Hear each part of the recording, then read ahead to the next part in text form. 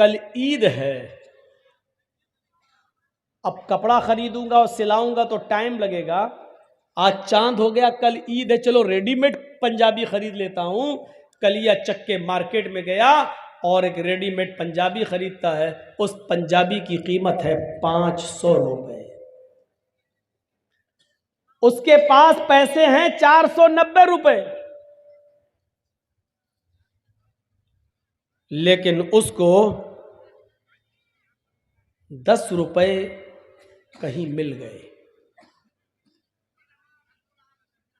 किसी आदमी के गिर गए थे, उसने उठा लिया और जानता है कि फला आदमी का रुपया गिरा है, लेकिन बताया नहीं। जमीन पर गिरी हुई चीज के भी आप मालिक नहीं हैं, इतना याद रखिएगा।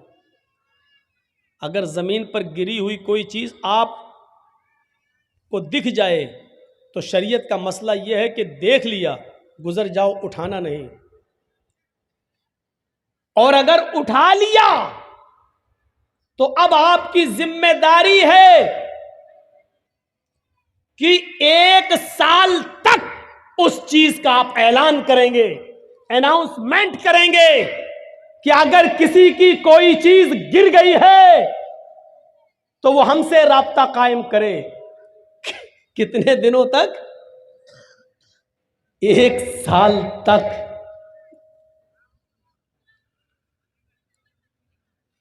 1 साल तक आप उसका अनाउंसमेंट करेंगे, 1 साल तक। और जब 1 साल के बाद भी कोई नहीं आता है, उसका मालिक नहीं मिलता है, तब आप उसका 5वां हिस्सा सदका और खैरात करके बकिया चीज आप अपने लिए इस्तेमाल कर सकते हैं। यानी 100 रुपए मिले हैं आपको, तो पहले 1 साल तक उसका अनाउंसमेंट करो, बचेगा क्या? और 1 साल तक जब 100 रुपए का मालिक आपको ना मिले तो फिर उसमें 5वां हिस्सा यानी 20 रुपए सदका और खैरात गरीब को दो, और उसके बाद 80 रुपए आप इस्तेमाल कर सकते हो। वो भी कब? और ये इस्तेमाल करने की इजाजत आपको वो भी इस कंडीशन में मिल रही है क्योंकि आपने 1 साल मेहनत की है। यानी ये 80 रुपए भी आपके लिए तब हलाल हो रहे हैं जब आप 1 साल मेहनत करने के बाद उसके मालिक तक नहीं पहुंचा पाए या उसका मालिक नहीं मिला। तब 10 रुपए आपको मिल गए, लेकिन आपने उसको बताया नहीं जिसका गिरा, चुपके से आपने उठाया और 490 रुपए में 10 रुपए मिलाकर 500 रुपए का पंजाबी आपने खरीद लिया। 490 रुपए हलाल के हैं जो आपने रिक्शा चलाकर मेहनत करके कमाया, लेकिन 10 रुपए आपने उसमें हराम के मिला दिए, पंजाबी आपने खरीद लिया। अब जब तक वो पंजाबी, जब तक वो कुर्ता, जब तक वो कमीज आपके जिस्म पर रहेगी, अल्लाह की कसम ना आपकी कोई फर्ज नमाज कबूल होगी, ना फर्ज रोजा कबूल होगा, ना नफली नमाज कबूल होगी, ना नफली रोजा कबूल होगा। कब तक? जब तक वो पंजाबी आपके जिस्म पर रहेगी।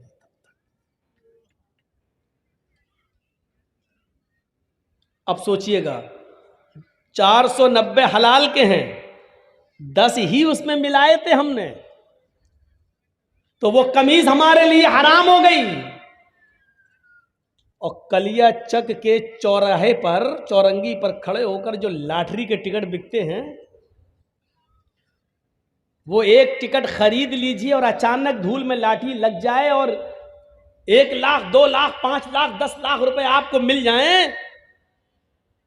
जब 490 हलाल के रुपए में 10 रुपए मिला रहे हैं तो सब हराम, तो 1-2 लाख रुपए प्योर सूद के जो आपको मिल रहे हैं बगैर मेहनत के, वो आपके लिए हलाल कहां से हो गए?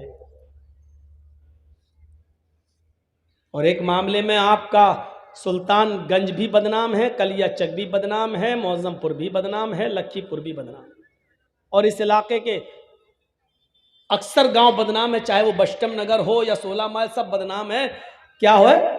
IPL में सट्टा लगाना। और अभी शुरू होने वाले हैं IPL मैच, एक एक बॉल पे सट्टा लगता है, एक एक बॉल पर। ये इतने विकेट ले लेगा, नहीं लिया तो इतना मेरा, ले लिया तो उतना तेरा, ये टीम जीतेगी, एक एक बॉल पर सट्टा लगता है कि दूसरे नंबर पर बॉल जो जाएगी उसमें छक्का लगेगा, उसमें चौवा लगेगा। ये हमारे अंदर ये चीजें आ कहां से गई?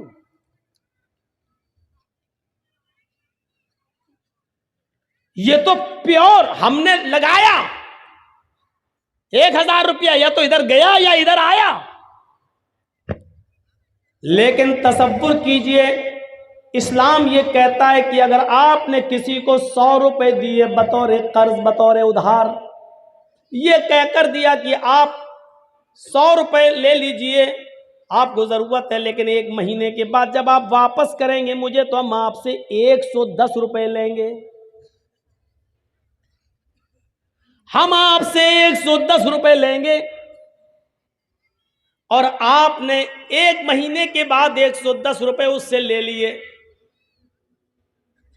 तो जानते हो ये 10 रुपए आपके पास जो आए हैं, और आपने जो 10 रुपए 1 महीने के बाद ज्यादा ले लिया, आप तो सट्टे में 1000, 2000, 5000, 10,000 लगाते हो IPL के। यहां तो आपने किसी की मदद की है और उस मदद के जरिए उसने 100 रुपए में कमाया और 1 महीने के बाद 110 दे दिया। वो 10 रुपए जो आपके पास ज्यादा आ रहे हैं, उस 10 रुपए के बारे में अल्लाह के नबी क्या फरमाते हैं, सुनिए, अपने माजा की रिवायत है, दिरहमु रिबा याकुलुहु रजुलु वहुवा यालम। सूद का और ब्याज का 1 दिरहम खाना, हम तो 10 रुपए ज्यादा बता दिए, 1 रुपया भी सूद और ब्याज का खाना। अब सही आया मैं। IPL का सट्टा लगाने वालों गौर से सुनना, कल या चक्की चौरंगी पर खड़े होकर लॉटरी के टिकट खरीदने वालों गौर से सुनना, बैंकों में लाखों रुपए जमा करने के बाद सेविंग अकाउंट में सूद बढ़ जाता है, और सेविंग अकाउंट से सूद लेकर खाने वालों गौर से सुनना, सूदी कारोबार करना, सूद पर रुपया देना और हर महीने 10%, 5% उससे सूद वसूल करना। अगर हम लोग ऐसा कर रहे हैं तो ये लोग भी सुने। अल्लाह के नबी सल्लल्लाहु अलैहि वसल्लम फरमाते हैं कि याकुलुहुर दिरहमु रिबा याकुलुहुर रजुलु वहुवा यालम। सूद का, ब्याज का, हराम का 1 लुकमा, 1 दिरहम खाना, 1 रुपया खाना, इस हाल में कि तुम जानते हो कि ये हराम है, ये जानते हो कि ये मेरी मेहनत की कमाई नहीं है।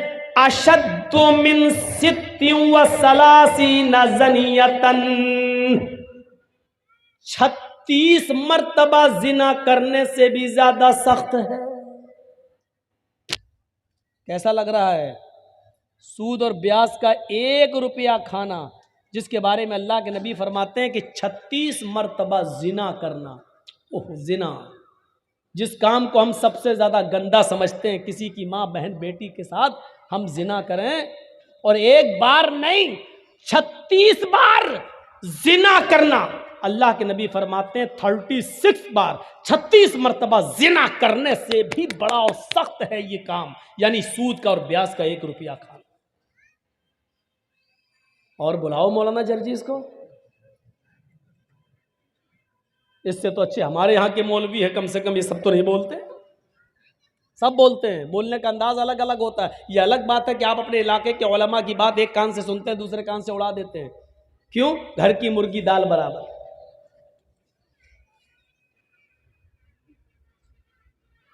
सित्ती व सलासीना ज़नियतन, 36 बार रूह कांप जाएगी, रूह।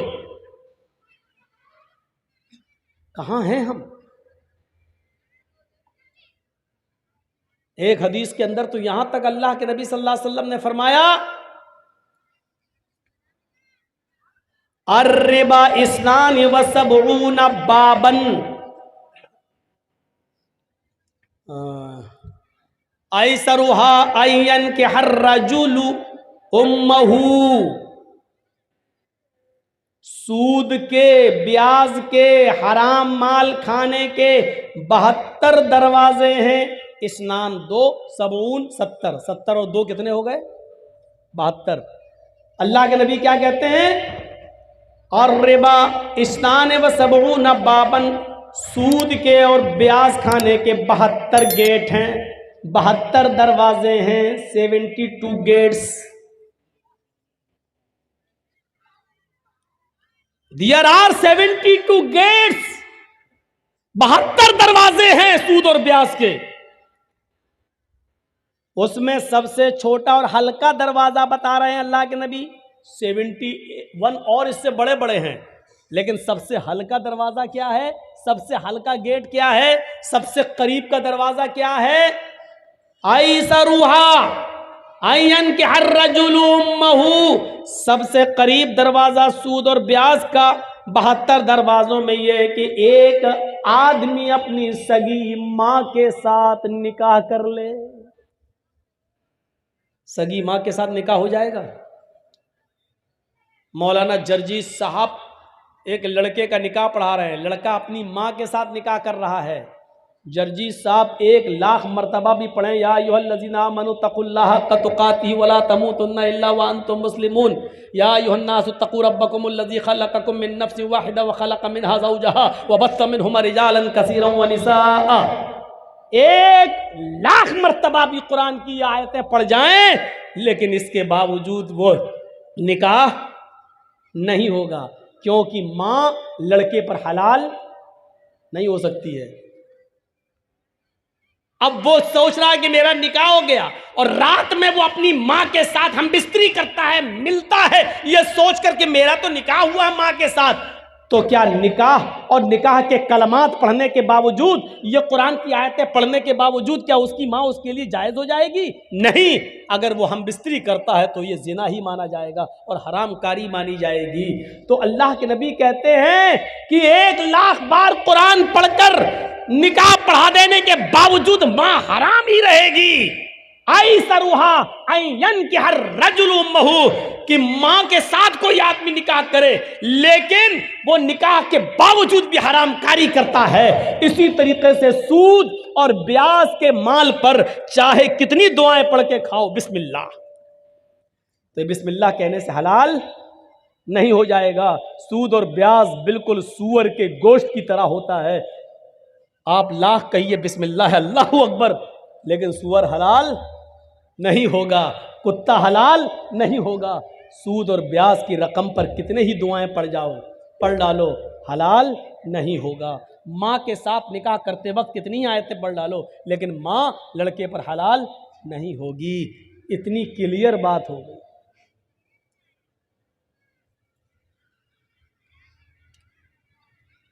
याद करिएगा, या अय्युहल्लज़ीना आमनू तक़ुल्लाह वज़रू मा बक़िया मिनर रिबा। आए ईमानों वालों, जो तुमने माल दिया है असल लागत पर और जो बढ़ गया है उस बढ़े हुए माल को छोड़ दो। वज़रू मा बक़िया मिनर रिबा, अल्लाह से डरो और बढ़ा हुआ माल हर हाल में छोड़ दो, हर हाल में छोड़ दो, उसको किसी भी कीमत पर मत लो। ये कुरान कह रहा है, उसको किसी भी कीमत पर मत लो। फ़इल्लम तफ़अलू फ़अज़नू बिहर्बिन मिनल्लाहि व रसूलिही, अगर तुम बढ़े हुए माल को लेने से नहीं रुकते हो, अगर तुम जायद माल उससे नहीं बचते हो, सूद और ब्याज खाना नहीं छोड़ते हो, फ़अज़नू बिहर्बिन मिनल्लाहि व रसूलिही, तो अल्लाह और उसके रसूल से जंग लड़ने के लिए तैयार हो जाओ, अल्लाह और उसके रसूल से युद्ध लड़ने के लिए तैयार हो जाओ। दुनिया में किसने अपनी माँ का इतना दूध पिया है जो अल्लाह से लड़ सके और उसके रसूल से लड़ सके? दुनिया में ऐसा कौन सा माँ का बेटा है जिसने अपनी माँ का इतना दूध पिया है कि वो अल्लाह रब्बुल आलमीन से जंग कर सके और जीत जाए, अल्लाह रब्बुल आलमीन का मुकाबला कर ले? मेरे प्यारे साथियों, तसव्वुर करो, फ़अज़नू बिहर्बिन मिनल्लाहि व रसूलिही, ये अल्लाह फरमा रहा है, कुरान की आयत है कि सूद खाने वालों, जायद माल खाने से बच जाओ, उसको छोड़ दो, किसी भी कीमत पर उसको अपने ऊपर इस्तेमाल मत करो। वो जो पड़ा हुआ सूद है वो आप ना अपने ऊपर इस्तेमाल कर सकते हैं, ना अपने बीवी बच्चों पर इस्तेमाल कर सकते हैं। अरे उस बड़े हुए सूद को मस्जिद के चंदे में देने में भी इस्तेमाल नहीं कर सकते हो। अगर कोई ये कहे कि दे दो हम मस्जिद की लैट्रीन बना लेंगे, तो बड़ा हुआ सूद मस्जिद के पेशाब खाने और इस्तिंजा खाने और लैट्रीन बनाने के भी काम में नहीं आ सकता है। आप बड़े हुए सूद को मस्जिद के लैट्रीन और पेशाब और पायखाने के काम में भी इस्तेमाल नहीं कर सकते हैं, उस चीज में भी नहीं लगा सकते हैं। उस बड़े हुए सूद को आप अगर बैंक से लेते हैं तो जेल के आम कैदियों को जेल से छुड़ाने के लिए आप इस्तेमाल कर सकते हैं, आम शाहराह पर खर्च कर सकते हैं। जैसे कोई रोड है खराब है, उस पर हिंदू मुसलमान सिख ईसाई सब गुजरता है, उससे सबको फायदा होता है, ऐसी जगह पर आप इस्तेमाल कर सकते हैं। लेकिन जो सिर्फ मुसलमान जिससे फायदा उठाएं वहां आप इस्तेमाल नहीं कर सकते हैं। अब आप गौर कीजिए, मस्जिद की लैट्रीन और पेशाब और पायखाना तक अगर उस पैसे से नहीं बन सकता और जायज नहीं है, वो माल आप अपनी औलाद को और अपनी बीवी को और अपने बच्चों को खिलाते हो। शर्म आनी चाहिए हमें और आपको, शर्म। ऐसा सब कुछ करने के बाद और हम ये उम्मीद रखें कि कयामत के दिन हमें इसका हिसाब नहीं देना होगा। मालिक यौमिद्दीन, वो कयामत के दिन का मालिक है, एक एक चीज पर नजर रखे हुए है। आप छिपाना चाहोगे तो ये जमीन खुद बोल देगी कि अल्लाह इसने मेरे सीने पर खड़े होकर यहाँ सूद खाया था, ये चौरंगी थी, यहाँ से इसने लॉटरी का टिकट लिया था, आय अल्लाह इसने फला IPL इंडिया और पाकिस्तान की टीम में इतने इतने रुपए इसने सट्टे में लगाए थे। ये जमीन खुद गवाही देगी। इज़ा ज़ुल्ज़िलतिल अर्ज़ु ज़िल्ज़ालहा व अख़रजतिल अर्ज़ु अस्क़ालहा व क़ालल इंसानु मा लहा। जमीन अपने अंदर के सारे सीने को, सारे खजाने को बाहर निकाल देगी। जब जमीन में जलजला पैदा होगा, जब जमीन में भूकंप आएगा, वक़ालल इंसानु मा लहा, और इंसान कहेगा इसको ये क्या हो गया है। यौमइज़िन तुहद्दिसु अख़बारा, उस दिन ये जमीन अपने अंदर के एक एक चीज को बयान करेगी, बोलेगी। ये मत सोचिए कि जमीन कैसे बोलेगी, जमीन तो बेजान है, जमीन तो बेजान है, कैसे बोलेगी। मोबाइल क्या है, जानदार है क्या? मोबाइल बोल रहा है कि नहीं बोल रहा है? रेडियो क्या है, बेजान है कि जानदार? बोल रहा है। टीवी क्या है, जानदार है या बेजान? बेजान, लेकिन बोल रहा है। जब साइंटिस्ट अल्लाह की दी हुई अकल से ऐसी चीज बना सकते हैं कि बेजान चीज को बोलने पर मजबूर कर सकते हैं, तो क्या अल्लाह रब्बुल आलमीन कयामत के दिन जिसने साइंटिस्ट को अकल दी है, क्या वो इस जमीन को बोलने की ताकत नहीं दे सकता है?